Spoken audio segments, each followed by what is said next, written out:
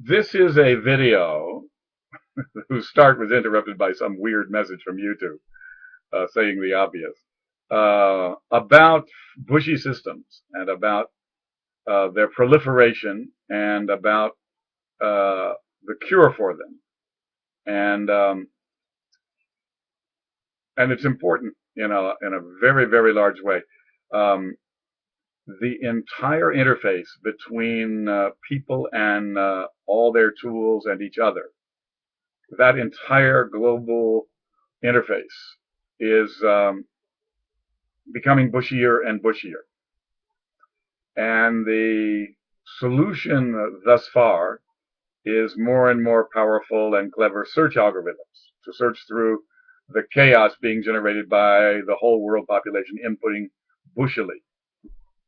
And we know how these races end, that there are no algorithms, search or other, which will keep up with the exponential increase in the rate of information generation and input. In part because there's an entire thing called the technology industry generating new input tools that are faster and easier and more of the world's population can use. And so you've got a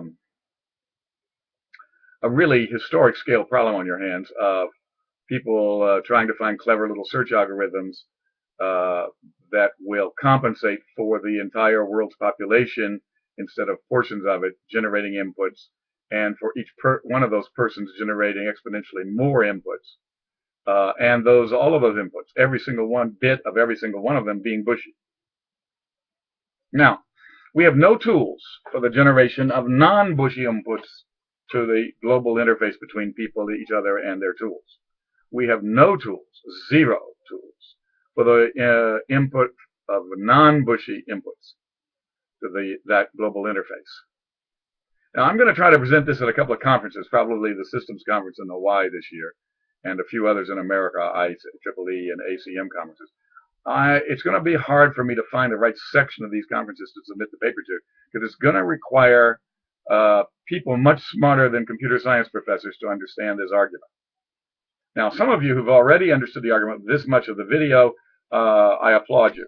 I really do, because your brain is thinking on the level of how our future gets built and on the next wave of Silicon Valley startups. Now, let's look at this with two examples. Number one, I will hold up a book. I have three here. This way I'll use the Jobs biography.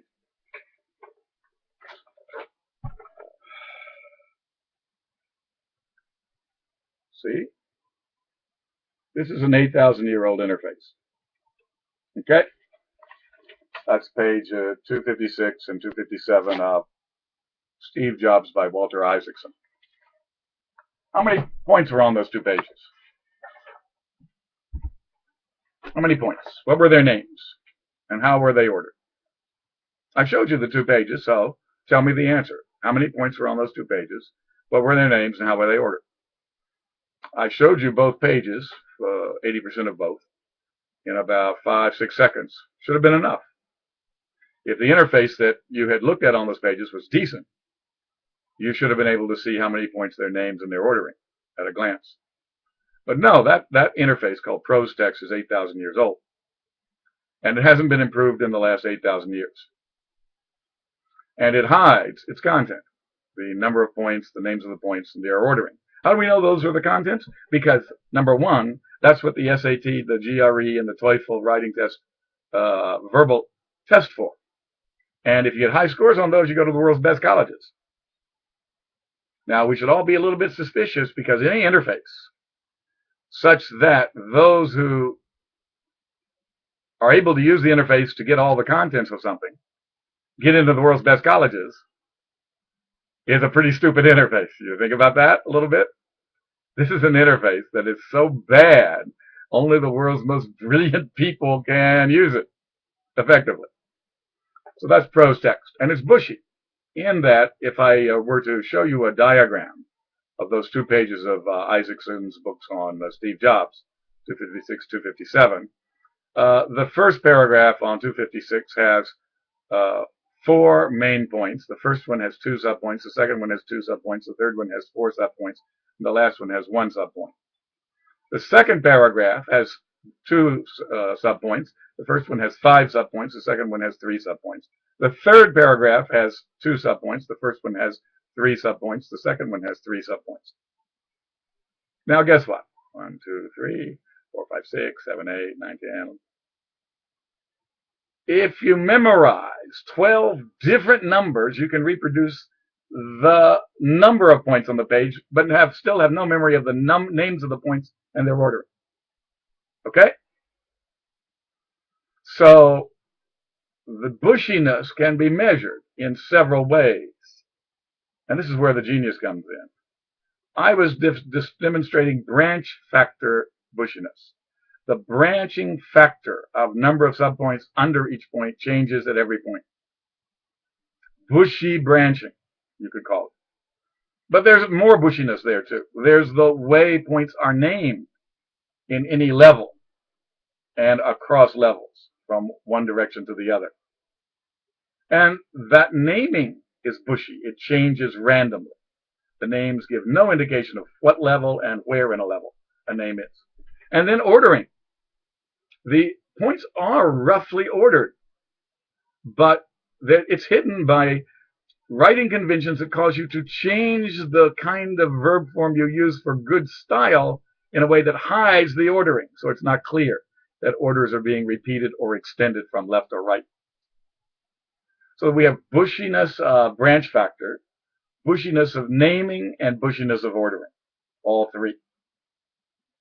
Now, we all practice that interface the first 20 years of life in things called schools. We practice it thousands of times a day. Every sign we read, every note we write, every SMS message we send. We practice that bad, terrible, encoding its content so other people can't find it without decoding interface. We practice that bushiness, those 3 kinds of bushiness, thousands of times a day. The whole world population does, except the illiterates. But they do it orally.